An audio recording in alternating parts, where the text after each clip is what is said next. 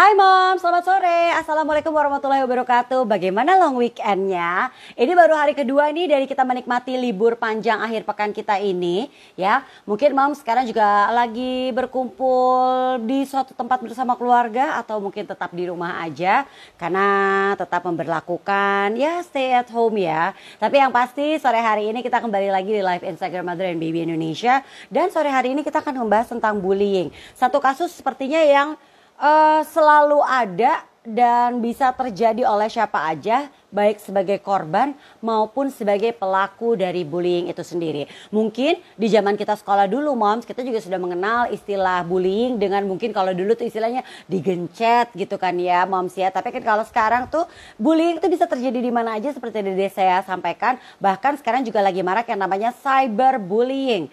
Hari ini kita akan ngobrol-ngobrol sama Samantha Ananta MPSI, psikolog anak dan keluarga, membahas saat si kecil terlibat bullying.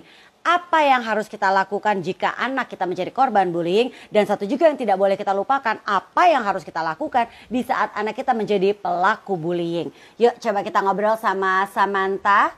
Iya, sudah hadir. Tanya ya, kalau mau bertanya-tanya seputar bullying boleh langsung aja di kolom komen ditinggalkan pertanyaannya, nanti akan saya bacakan, langsung saya tanyakan sama Samantha. Hai, apa kabar Samantha? Mbak Inji, apa kabar? Ketemu lagi. Baik, iya kita ketemu lagi. Kalau libur-libur nggak ada salahnya kita menambah ilmu dengan ngobrolin tentang bullying. Bener gak sih dok? Mbak Samantha? Iya, betul banget Mbak Inji, betul banget. Supaya kita selalu update ya. Betul sekali. Kalau kita berbicara soal bullying, seperti tadi saya sampaikan, kalau zaman dulu mungkin di zaman aku tuh mungkin beberapa moms juga taunya kayak digencet di sama kakak kelas gitu kan ya. Dan mungkin tuh paling sering terjadi bullying itu di lingkungan yang dekat. Kalau nggak di lingkungan sekolah, biasanya juga terjadi di lingkungan di sekitar rumah karena mungkin dari sama teman main, ya kan. Tapi kan kalau kita melihat anak-anak kita tuh zaman sekarang, bullying tuh udah luas banget. Kita juga sekarang mengenal yang marak disebut sebagai cyberbullying, itu juga bisa saja terjadi, ya nggak sih Mbak Samantha? Tapi kayak tadi saya juga bilang, ya apa silakan Mbak Samantha.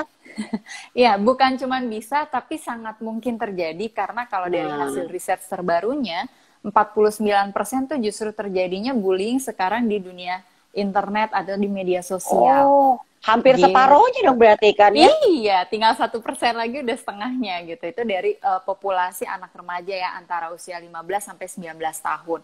Itu sering sekali terjadinya sekarang cyberbullying.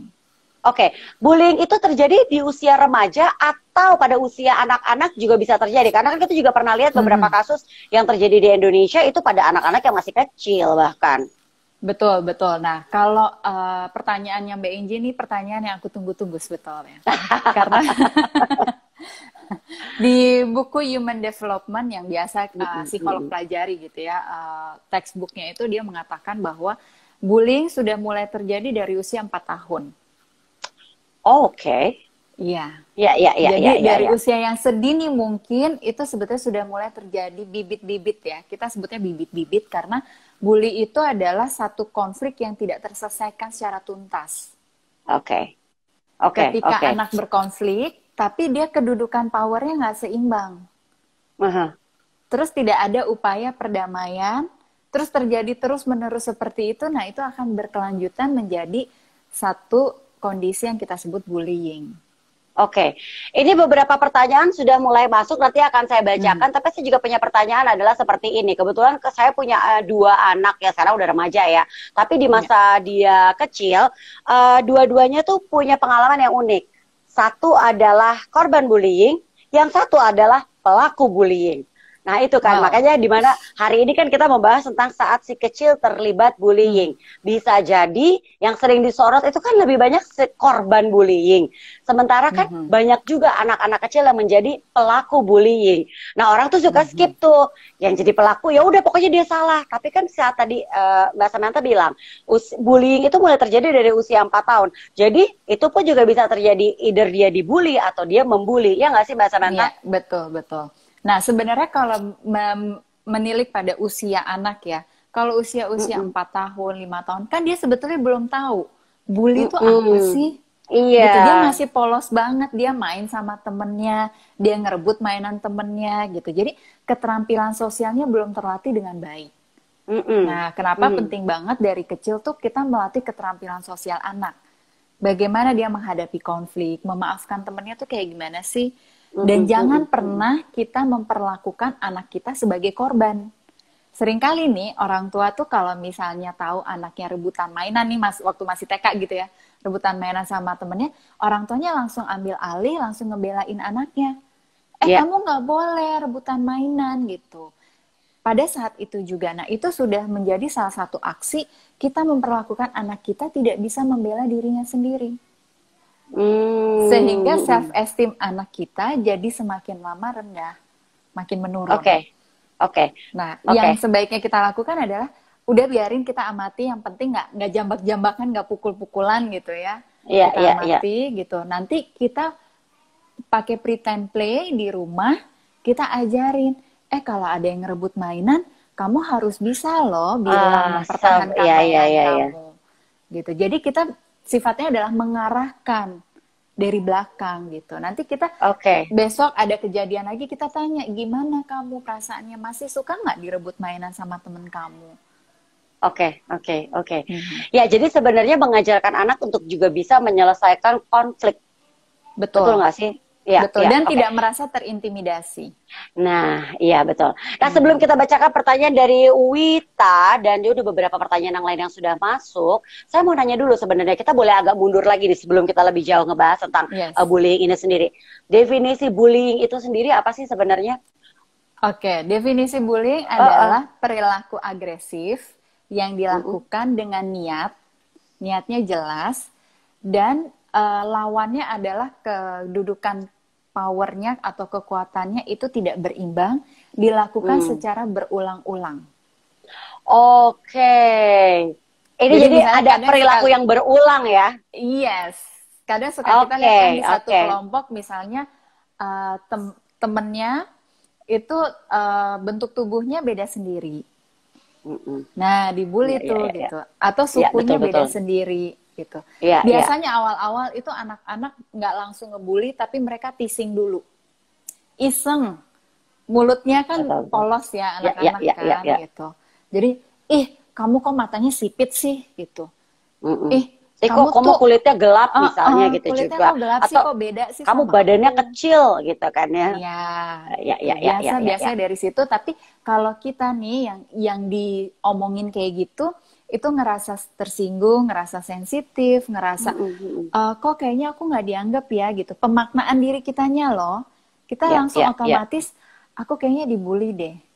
Nah, jadi respon-respon dari kitanya yang nggak bisa chill menghadapi itu, akhirnya bikin kesempatan bullying itu jadi semakin lama menetap. Jadi kebiasaan.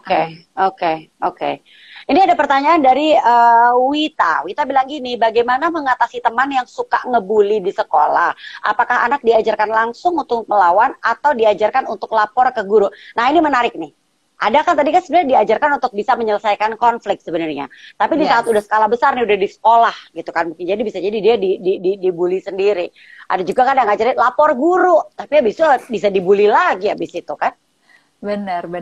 Jadi lihat usianya dulu, usia berapa. Kalau usia SD, baiknya memang melapor ke guru kelas, guru pelajaran.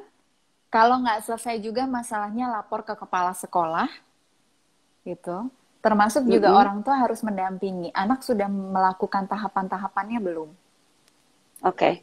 Tapi kalau seringkali guru juga merasa nggak percaya.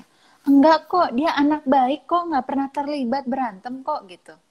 Ternyata latar belakangnya, itu adalah titipan. Kan suka ada ya di sekolah kayak gitu.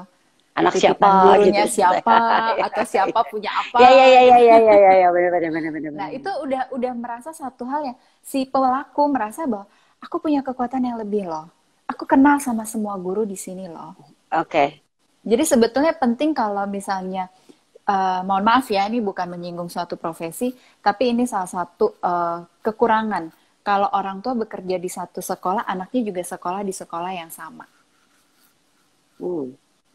Jadi sama seperti orang tua punya anak, orang tuanya punya sekolah, anaknya sekolah di sekolah orang tuanya. Itu anak tuh ngerti banget gitu, dia diagung-agungkan.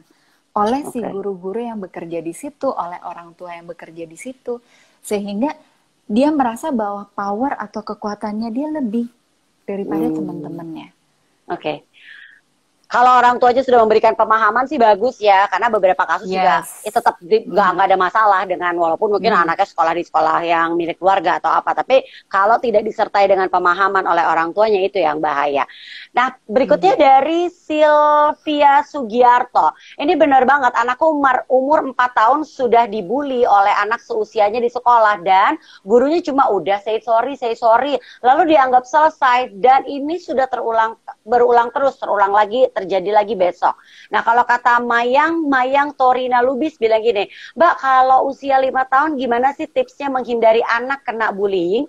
Karena anak saya tuh tipikal kalau di luar rumah dia tidak suka membalas kalau dibullying sama teman seumurnya.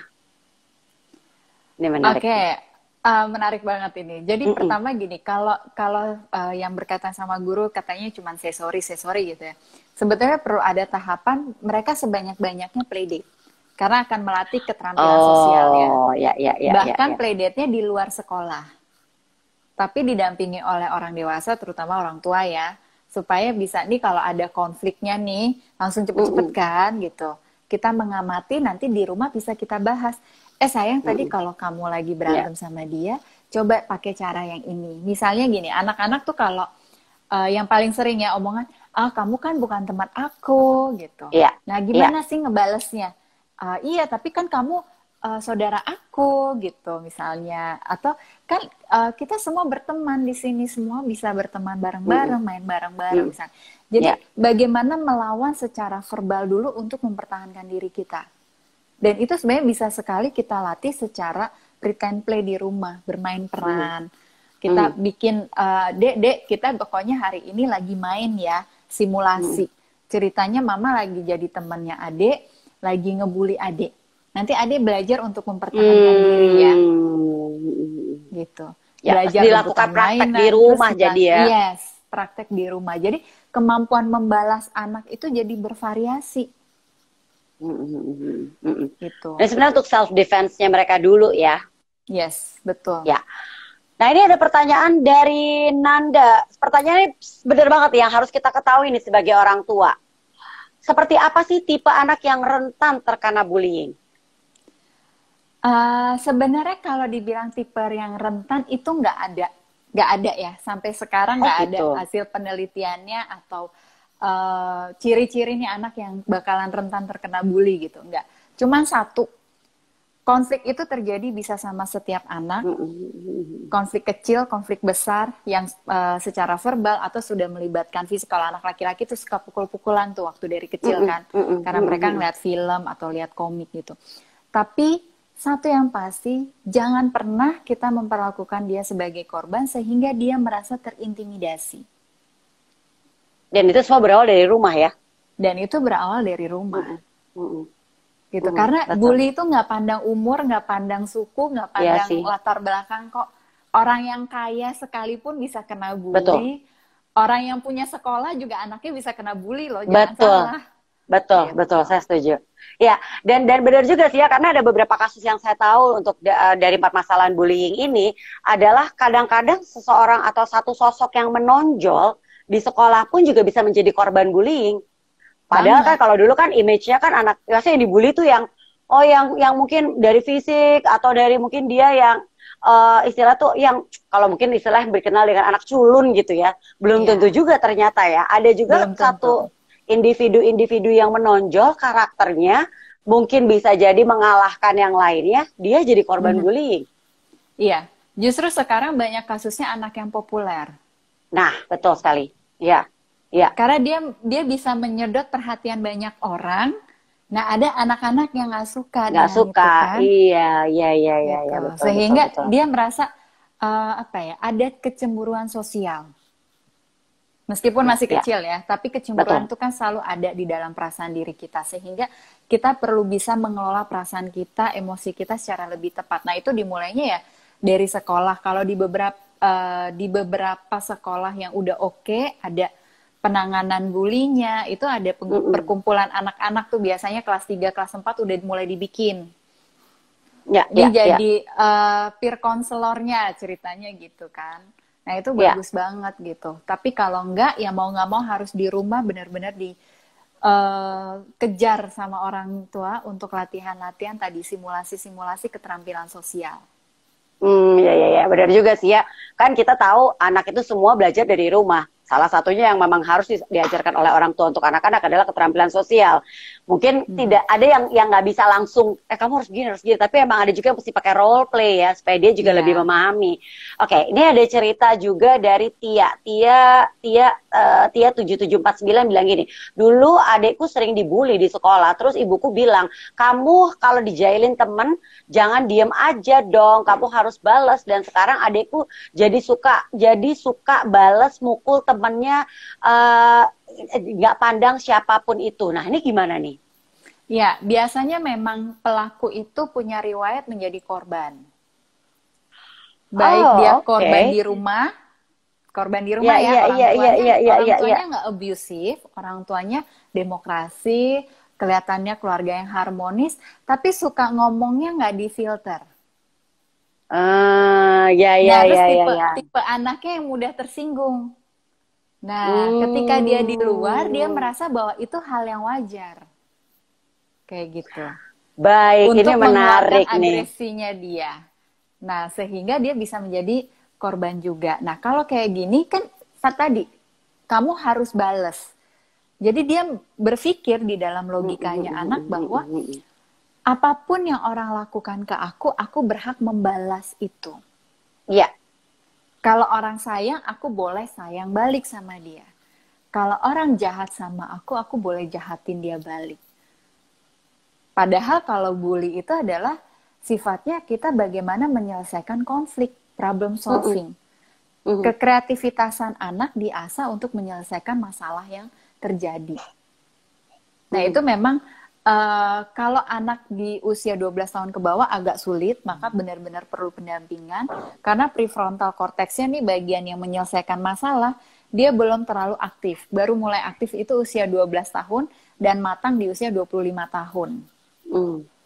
Makanya kenapa kalau misalnya masih remaja tuh masih reaktif banget gitu. Ada apa dikit benar.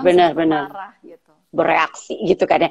Ini sungguh menarik apa yang disampaikan oleh Mbak Samantha. Mungkin tanpa sadar, ini kan sekarang tuh banyak keluarga-keluarga yang demokratis kan. Kita bisa mengutarakan apapun dari anak maupun juga dari orang tua. Mungkin as a friend gitu, maunya suasananya cair gitu kan ya. Tapi mungkin untuk beberapa karakter anak itu nggak bisa ya, nggak kena diomongin secara langsung atau diomongin ya lebih secara terbuka. Bisa jadi itu dia nggak bisa terima, akhirnya seperti merasa tertekan dan itu dilampiaskan di luar jadinya. Yes, bisa. Dengan jadi menjadi pembuli quote unquote ya. Karena ada dua, Mbak. Jadi anak-anak kalau agresi itu bisa keluar, bisa ke dalam. Kalau keluar tadi jadi pelaku, kalau ke dalam dia jadi self harm. Jadi dia merusak dirinya sendiri, jadi depresi, jadi suka cutting kulitnya, tangannya, atau punya kebiasaan-kebiasaan lain yang sifatnya merusak dirinya sendiri. Destruktif gitu ya jadinya. Iya, benar. Wow. Jadi bagi kita tuh memang balik lagi ya, Moms. Jadi orang tua tuh gak gampang ya kan.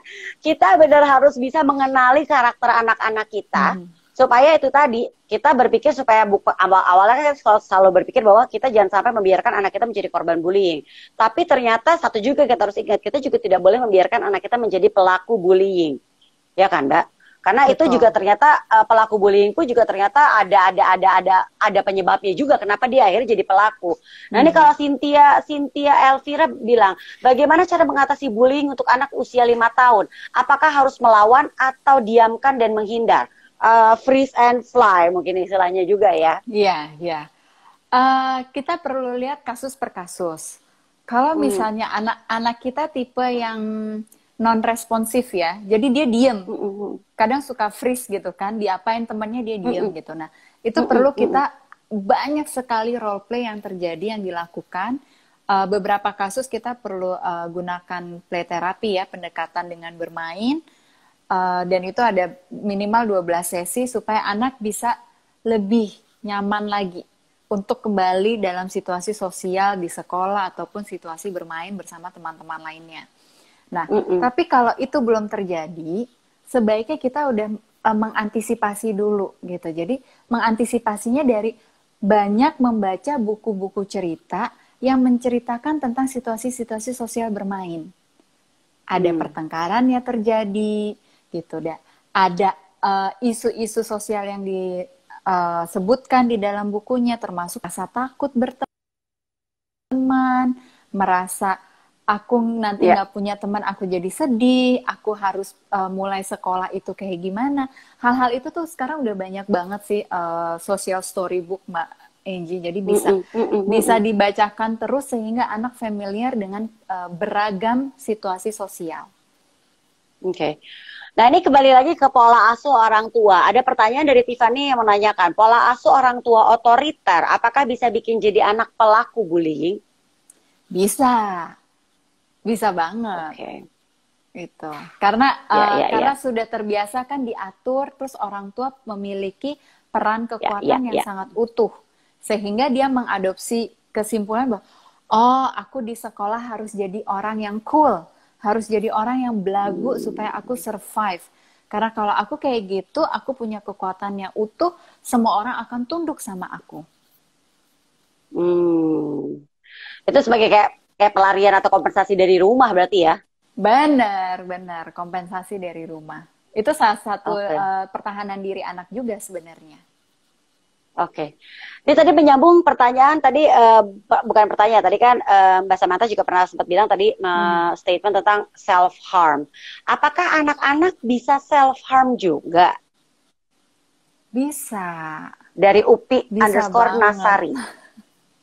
Bisa banget ya. Okay. Biasanya self-harmnya itu nggak harus cuttingnya, tapi misalnya kayak makan atau punya kebiasaan yang nggak normal. Ada beberapa klien saya yang dari kecil suka makanin sabun batang. Jadi sabun batangnya tuh digerus tipis-tipis gitu, terus dimakan. Atau makanin tisu dikulum-kulum terus dimakan. Ada juga yang makanin lem lem dibau. Terus ada yang kapur barus juga ada. Itu dimulai salah dari satu bentuk self-harm. Iya, salah satu. Itu dari usia 7-8 tahun tuh sudah bisa ada satu penyimpangan perilaku ya dari anak kayak gitu. Karena dia nggak happy sebenarnya di rumah. Jadi dia awalnya adalah iseng untuk mempertahankan diri, mengalihkan pikirannya harus ngapain ya.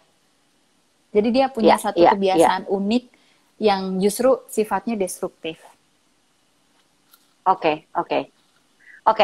Nah, ini bisa jadi ini cikal bakal bullying nih.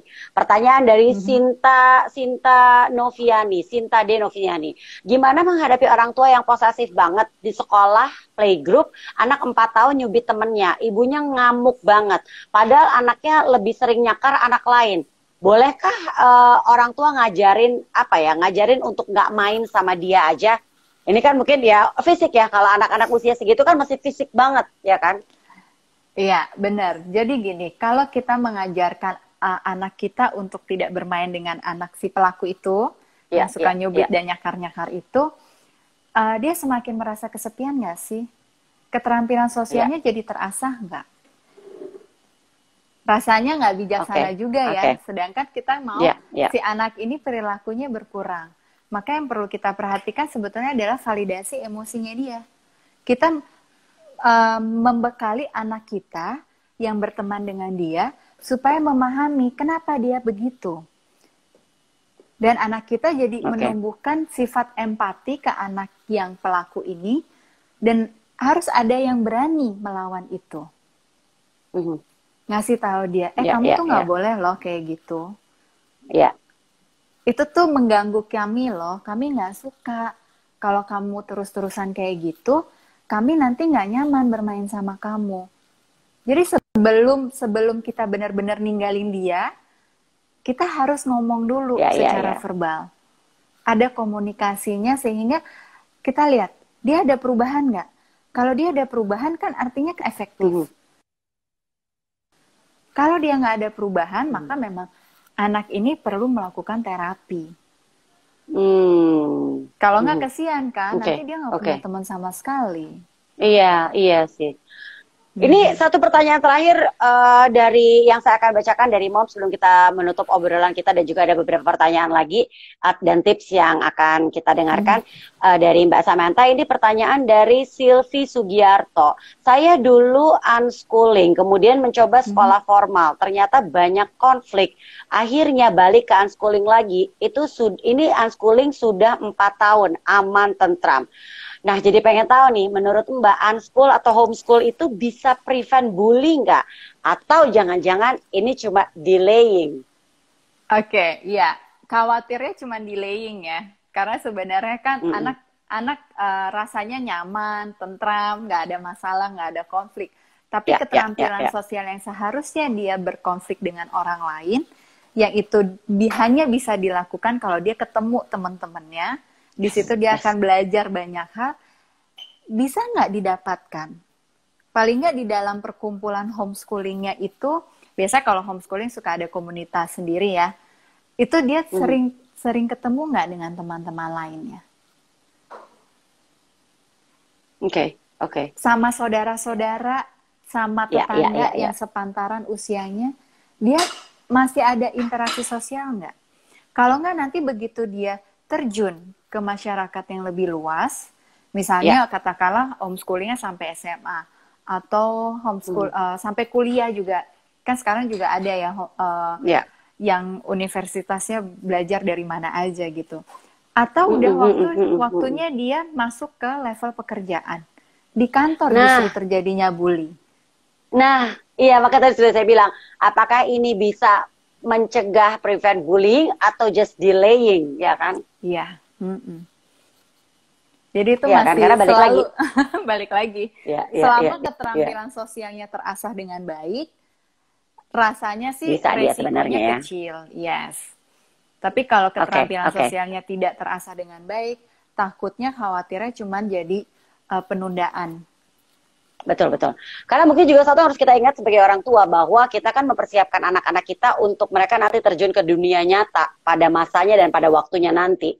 Ya kan, jadi sebenarnya memang kayak tadi membekali mereka dengan social skill, lalu mereka juga bisa menyelesaikan konflik ya. Latihan berkonflik itu memang diperlukan untuk mereka nantinya dewasa dan mereka sudah harus terjun ke masyarakat. Benar nggak sih, Mbak Samantha? Betul banget, setuju. Oke. Nah, kita tutup dengan apa yang harus dilakukan oleh orang tua jika anaknya, di 2 pertanyaan nih Mbak. 1, anaknya korban bullying. 2, anaknya adalah pelaku bullying. Apapun ya, kalau dari perspektif saya dan beberapa literatur yang saya baca, baik itu sebagai korban atau sebagai pelaku, orang tua refleksi dulu. Pola pengasuhan di rumah bagaimana?